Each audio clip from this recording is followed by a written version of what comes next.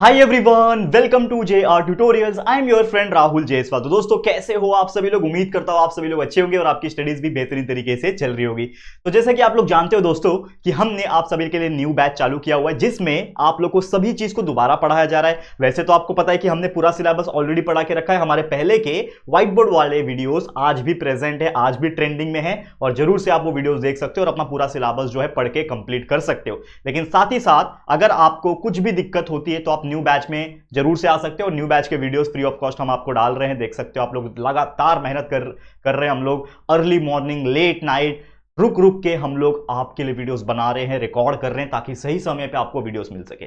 बस एक रिक्वेस्ट है कि ये जो मेहनत किया जा रहा है ये वेस्ट ना हो जाए, इसके लिए आप लोग को जरूर से ये वीडियोस को पूरा पूरा देखना है और साथ ही में अपने जरूरतमंद दोस्तों तक शेयर करना है, क्योंकि कुछ ऐसे आपके फ्रेंड्स होंगे जो शायद कितनी भी कोशिश कर रहे हैं लेकिन अच्छे मार्क्स नहीं निकाल पा रहे। तो प्लीज उनको शेयर करो ताकि ये वीडियोस देख के उनका कंसेप्ट, नॉलेज काफी बढ़े और जब वो अच्छे से पढ़ाई करे तो अच्छे से अच्छे मार्क्स एग्जाम में स्कोर कर सके। ठीक है बच्चे, जरूर से कर दोगे मेरे लिए। तो चलिए शुरुआत करते हैं। जैसा कि आप जानते हैं कि हमारा 7th स्टैंडर्ड मैथ्स सब्जेक्ट की बात करूं तो हम न्यू बैच में पहुंच चुके हैं चैप्टर नंबर 10 पे।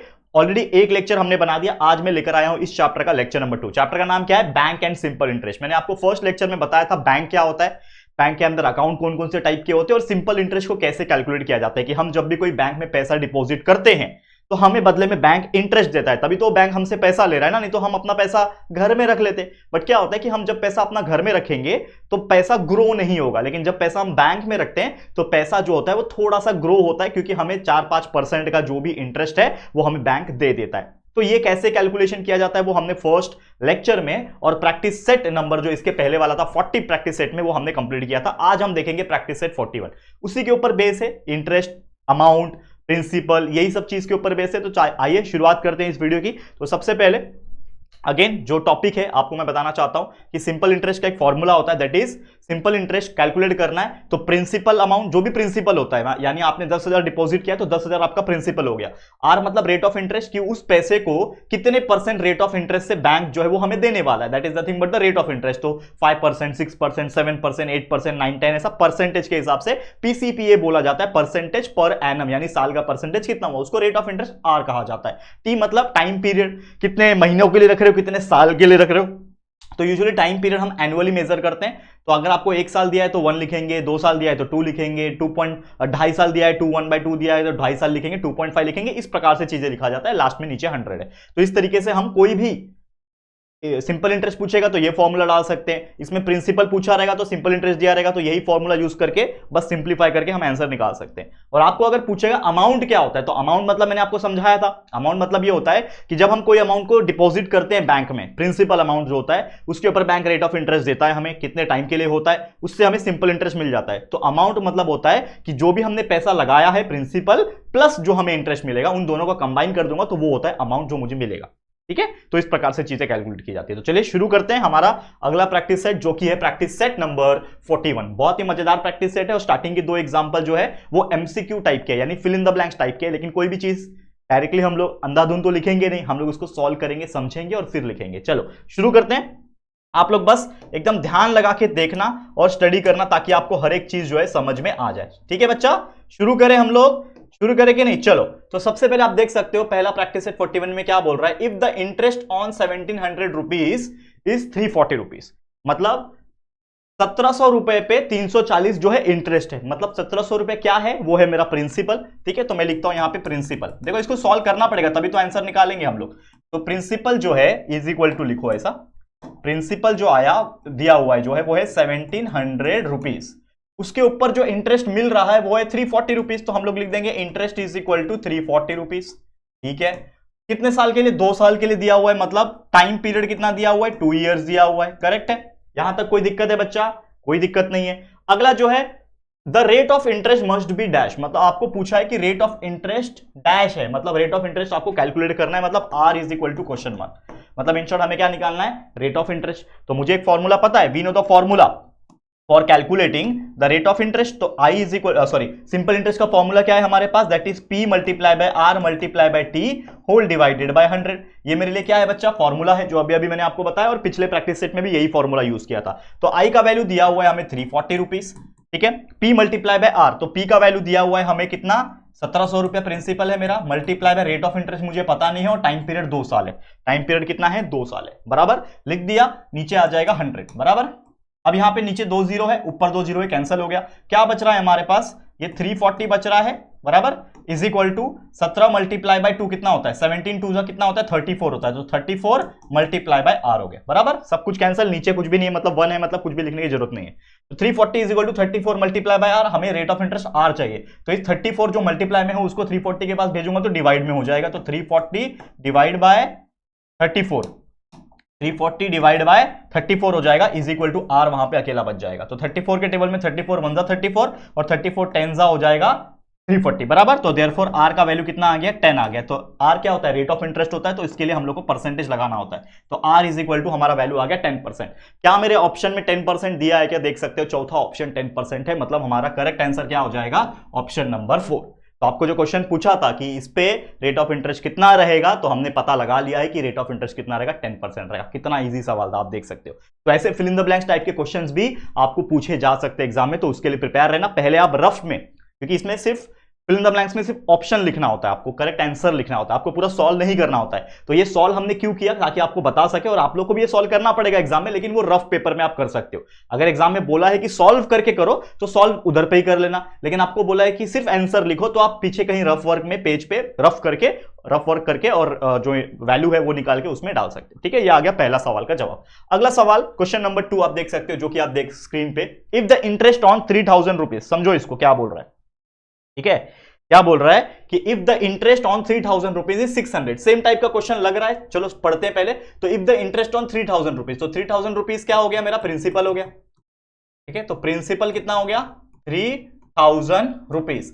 600 रुपीज उसको क्या मिल रहा है? इंटरेस्ट मिल रहा है, मतलब आई is equal to 600 rupees.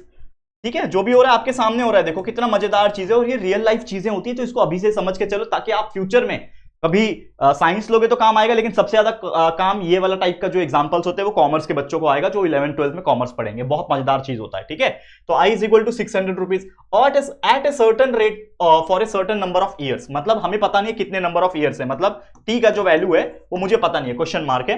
What would be the interest be on 1500 rupees. हमें मतलब उसी में क्वेश्चन पूछ दिया कि भाई जो मेरा What would be the interest be on 1500 rupees under the same condition। मतलब इसी में एक और क्वेश्चन पूछ दिया है कि what would be the interest, मतलब आई का वैल्यू जो है क्वेश्चन मार्क पूछ दिया है।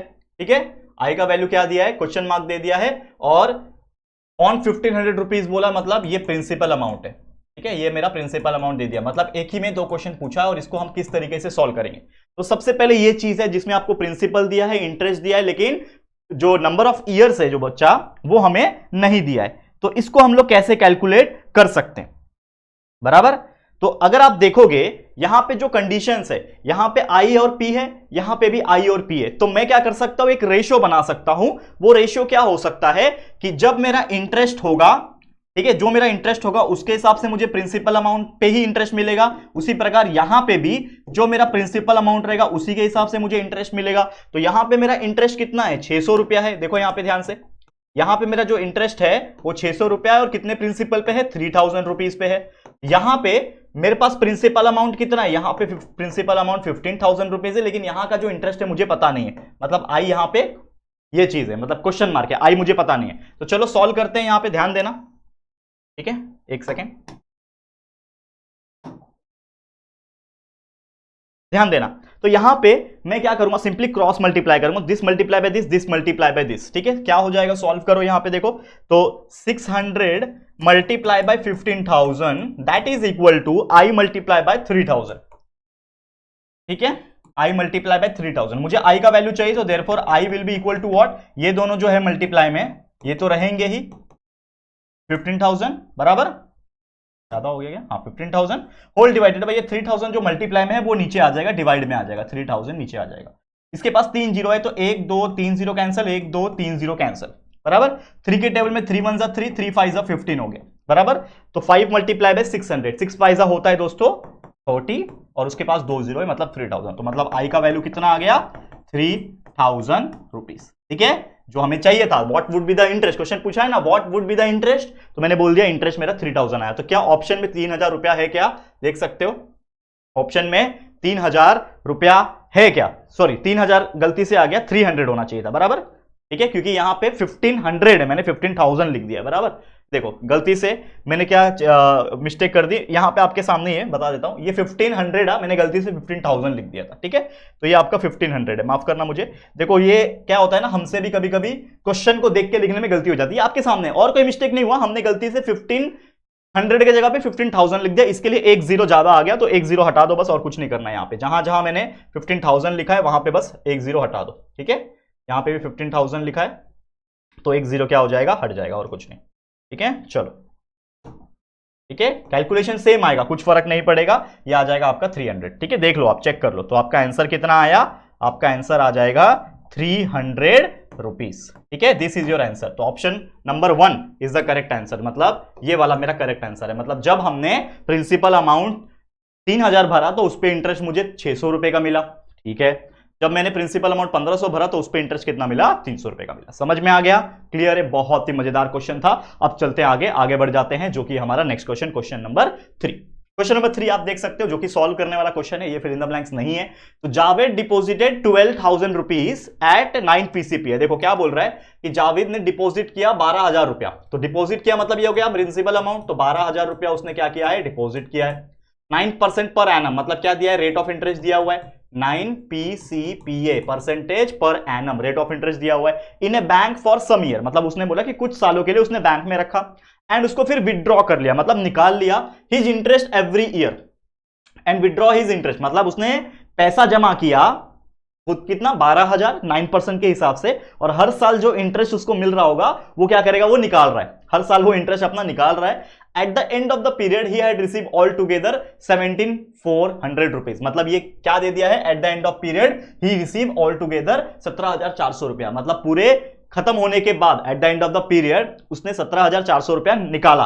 मतलब क्या निकाल रहा था, वो इंटरेस्ट निकाल रहा था, तो हर साल करके थोड़ा थोड़ा इंटरेस्ट, मतलब जो भी इंटरेस्ट उसको साल का मिल रहा था वो निकालते जा रहा था, तो टोटल कितना निकाला, 17,400, मतलब वो क्या दिया हुआ है, वो दिया आपको टोटल इंटरेस्ट, तो हम यहां पे लिखेंगे टोटल इंटरेस्ट, टोटल इंटरेस्ट जो है वो आपको दिया हुआ है 17,400 रुपया, ठीक है, ये सॉरी माफ करना, टोटल इंटरेस्ट नहीं, माफ करना, ये क्या है, टोटल अमाउंट है।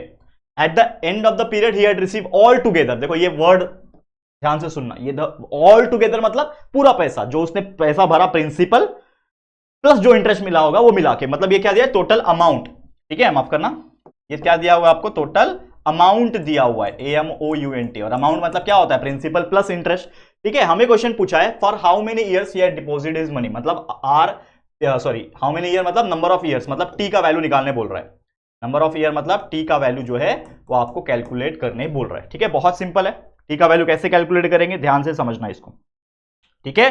तो सबसे पहले जो चीज ने हमें भी कंफ्यूज किया वो ये है कि he had receive all together, मतलब टोटल अमाउंट, तो मुझे पता है अमाउंट का फॉर्मूला होता है दोस्तों, amount is equal to principal plus interest, ये फॉर्मूला हम लोग बहुत पहले से पढ़ते आ रहे हैं, तो मुझे पता है अमाउंट का वैल्यू कितना है, 17,400 रुपया, बराबर, इज इक्वल टू प्रिंसिपल पता है मुझे जो कि है 12,000 रुपया प्लस इंटरेस्ट, तो इससे क्या मिल जाएगा मुझे बताओ बच्चे, इंटरेस्ट का वैल्यू मिल जाएगा, और एक बार इंटरेस्ट मिल गया तो मैं PRT वाला फॉर्मूला डालूंगा, जिसमें मुझे P पता है, R पता है, I भी पता है, लेकिन T नहीं पता था, तो T वहां से निकाल लूंगा। देखो ध्यान से कैसे निकालता हूं, तो यहां से क्या मिल जाएगा, इंटरेस्ट का वैल्यू जो है वो मुझे मिल जाएगा, तो therefore interest is equal to क्या हो जाएगा, इंटरेस्ट इज इक्वल टू ये 12,000 उसके पास जाएगा, तो मतलब 17,400 माइनस 12,000, ठीक है, अमाउंट माइनस प्रिंसिपल कर दूंगा तो मुझे इंटरेस्ट मिल जाएगा, तो देयरफॉर इंटरेस्ट का जो वैल्यू आ जाएगा, क्या आ जाएगा, 17,400 में से 12,000 गया, कितना बचेगा, 5,400 रुपया, मतलब उसके पास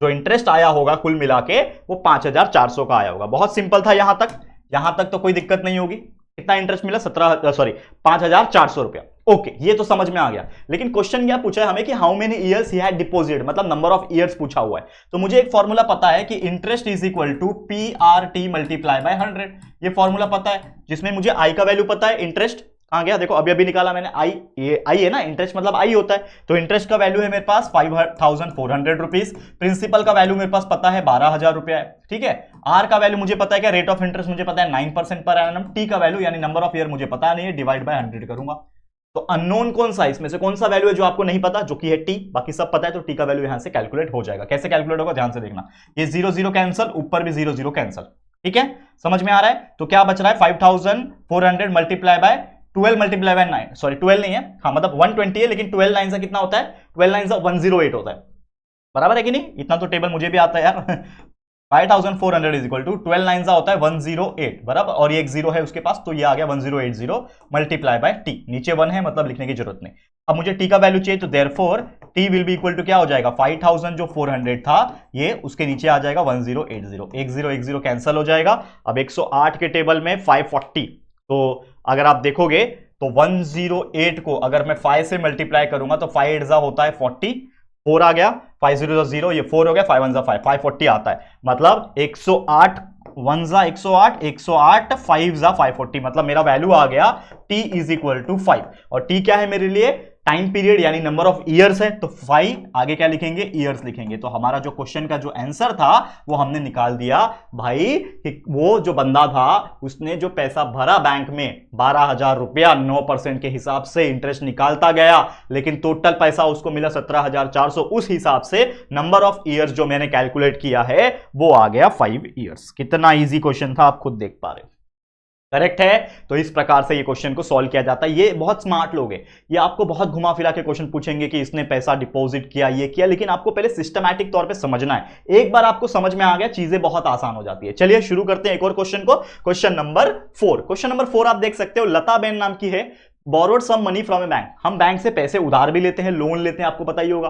तो लता बैंक ने बैंक से पैसे लिया at the rate of 10% per annum, जो दिया है लिख दो, रेट ऑफ दिया है तो आर दिया है, रेट ऑफ इंटरेस्ट कितना दिया है 10% पर एनम, जो दिया है लिख दो पहले 10 PCPA जो भी है लिख दो। इंटरेस्ट फॉर 2 1/2, 2 1/2 मतलब 2.5 ईयर, 2 1/2 दिया है मतलब 2.5 ईयर मतलब 2.5 ईयर, मतलब टाइम पीरियड जो दिया हुआ है आपको नंबर ऑफ ईयर्स वो 2.5 ईयर दिया हुआ है, ठीक है, 2.5 साल मतलब 2.5। To start a cottage industry, और उसने बैंक से लोन क्यों लिया, पैसा क्यों लिया, ताकि वो अपना बिजनेस कॉटन की फैक्ट्री जो है वो स्टार्ट करना चाहती थी, ठीक है, ये हो गया। If she paid 10,250 rupees as the total interest, मतलब आपको क्या दिया हुआ है यहाँ पे, टोटल इंटरेस्ट दिया हुआ है, ठीक है, आई का वैल्यू जो है, टोटल इंटरेस्ट आई का जो वैल्यू है वो आपको दिया हुआ है 10,250 रुपीज, ठीक है, 10,250 रुपीज ये उसने पे किया हुआ है as a total interest. How much money had she borrowed, मतलब उसने पैसा कितना लिया हुआ था, मतलब इन शॉर्ट आपको बोल रहा है कि प्रिंसिपल अमाउंट जो है वो कैलकुलेट करो।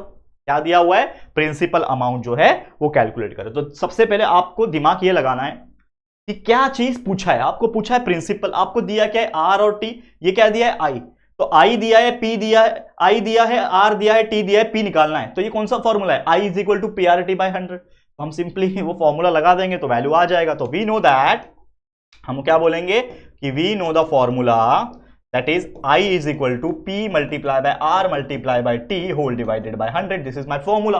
आई का वैल्यू हमारे पास है 10,250, ठीक है, डाल दिया। पी का वैल्यू मुझे पता नहीं है, आर का वैल्यू मेरे पास है 10% पर एनम, टाइम पीरियड मुझे पता है 2.5 ईयर्स है, होल डिवाइडेड बाय 100, ठीक है, सिंपल है। अब यहां पे देखो, यहां पे देखो, अगर ये 10 को मैं 2.5 से मल्टीप्लाई करूं तो 10 मल्टीप्लाई बाय 2.5 25 बन जाएगा, ठीक है, तो क्या हो जाएगा 10250, यानी 10,250 is equal to P multiply by 10 multiply by 2.5 is, ठीक है। और एक और चीज कर सकते हो, ये 100 है ना, ये 100 को इसके पास भेज दूंगा तो मल्टीप्लाई हो जाएगा, तो पहले मैं ये करता हूं, पहले मैं क्या करता हूं, इस 100 को इसके पास मल्टीप्लाई कर लेता हूं, तो 100 मल्टीप्लाई बाय दिस, इसके आगे 2 जीरो और लगा दो, तो 10250 था, 100 मल्टीप्लाई हो जाएगा तो 2 जीरो और लग गया, इतना अमाउंट आ गया, ठीक है। अब is equal to P multiply by ये 10 मल्टीप्लाई बाय 2.5 हो जाएगा 25, ठीक है, आ गया आंसर, मतलब आंसर अभी आ जाएगा। तो देयरफॉर हमें चाहिए पी का वैल्यू, तो पी इज इक्वल टू ये जो वैल्यू है 1025000, 25 नीचे आ जाएगा, डिवाइड कर देगा उसको, ठीक है। अब ध्यान देना, 25 का टेबल अगर नहीं आता है 5 से डिवाइड कर लो, तो 5 5 होता है 25, और 5 के टेबल में ये पूरा कटेगा, दैट इज 5 2 10, ठीक है, 5 0 0, 5 5 25, और 1 2 3 0, बराबर, समझ में आ गया, ओके। अब अगेन 5 के टेबल में 5 1 5 होगा, ठीक है, देखो एक स्टेप और बढ़ा देता हूं, तो therefore P is equal to क्या आया 205000 होल डिवाइडेड बाय 5, ठीक है, समझ में आया, यहां तक तो कोई दिक्कत नहीं है आपको, ठीक है। अब देखो कुछ कैंसिल हो रहा है क्या, अगेन 5 1 जा 5, 5 4 जा होता है 20, 5 1 जा 5, 1 2 3 0। तो देयरफॉर प्रिंसिपल अमाउंट का वैल्यू हमें मिल गया 41,000। ठीक है, क्या आ गया प्रिंसिपल वैल्यू 41,000। मतलब लता बहन ने बैंक से कितना पैसा लिया था, 41,000 रुपया लिया था, ताकि वो अपने एक छोटी सी बिजनेस जो है वो स्टार्ट कर सके। क्लियर? तो उम्मीद करता हूं आपको ये बहुत ही अच्छी तरीके से, बहुत ज्यादा बेहतरीन तरीके से समझ में आ गया होगा। ठीक है, तो ये था क्वेश्चन नंबर 4। चलते हैं एक लास्ट क्वेश्चन, आखिरी question of this practice set, जो कि ये रहा स्क्रीन के ऊपर। ये fill in the blanks, fill in the complete the table type का क्वेश्चन है। बहुत ईजी होता है, 1 2 कराऊंगा, बाकी आपके लिए होमवर्क के तौर पर छोड़ दूंगा। बहुत ईजी है, देखो ध्यान से कैसे करना है। क्या बोल रहा है, fill in the blanks in the table. ठीक है, जो टेबल दिया है उसमें फिल इन द ब्लैंक्स आपको करना है। ठीक है, चलो सबसे पहले जो चीज दिया है वो हम लिखेंगे। क्या दिया हुआ है, ध्यान देना, क्या दिया हुआ है हमारे पास। पहला क्वेश्चन जो आप देखेंगे तो उसमें प्रिंसिपल दिया है, तो ये रहा प्रिंसिपल। उसमें रेट ऑफ इंटरेस्ट दिया है 7%, मतलब आर दिया हुआ है, टी दिया हुआ है 3। ठीक है, तो हम लोग क्या निकाल सकते हैं, हम लोग को उसके लिए एक पेज लेना पड़ेगा सॉल्व करने के लिए। तो पहला क्वेश्चन अगर हम सॉल्व करें, यहां पे क्या है हमारे पास पहले क्वेश्चन में कि प्रिंसिपल आपको दिया है, क्या दिया है चेक करना पड़ेगा आपको। प्रिंसिपल आपको दिया है 4,200, 7% और 3। ठीक है, 4,200 प्रिंसिपल है, आर दिया हुआ है 7% और नंबर ऑफ इयर्स दिया हुआ है 3 इयर्स। ठीक है, सबसे पहले क्या कैलकुलेट करने बोल रहा है, यहां पे खाली जगह कौन सा है, ये 4,200, 7%, पी आर टी का वैल्यू दे दिया, हमें बोल रहा है आई का वैल्यू डैश है और ए का वैल्यू यानी अमाउंट का वैल्यू डैश है। तो हम लोग सबसे पहले इंटरेस्ट निकालेंगे, फिर अमाउंट निकाल लेंगे। चलो, तो सबसे पहले इंटरेस्ट का फॉर्मूला क्या होता है बच्चा हमारे पास, वो होता है I is equal to P multiply by R multiply by T whole divided by 100। तो पी का वैल्यू है 4,200 रुपीज, मल्टीप्लाई बाय आर का वैल्यू 7 है, टी का वैल्यू 3 है, होल डिवाइडेड बाय 100 करूंगा, 2 0 काट दूंगा, 7 3 होता है 21। ठीक है, तो कर लो मल्टीप्लाई साइड में, 42 मल्टीप्लाई बाय 21, 1 2 2, 1 4 4, 0 2 2 4, 2 4 8, दैट इज 288, 882 आ जाएगा। तो 882 रुपीज इज माय इंटरेस्ट। ये आ गया मेरे पास इंटरेस्ट का वैल्यू।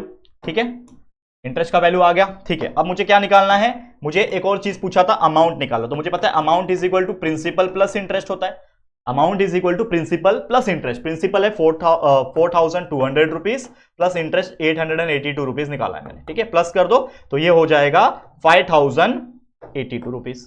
ठीक है, क्लियर, अमाउंट का वैल्यू आ गया। तो इस तरीके से हमने इंटरेस्ट भी निकाल लिया और अमाउंट भी निकाल लिया। तो ये वैल्यू बस उस बॉक्स में लिख देना, 882 एंड 5082।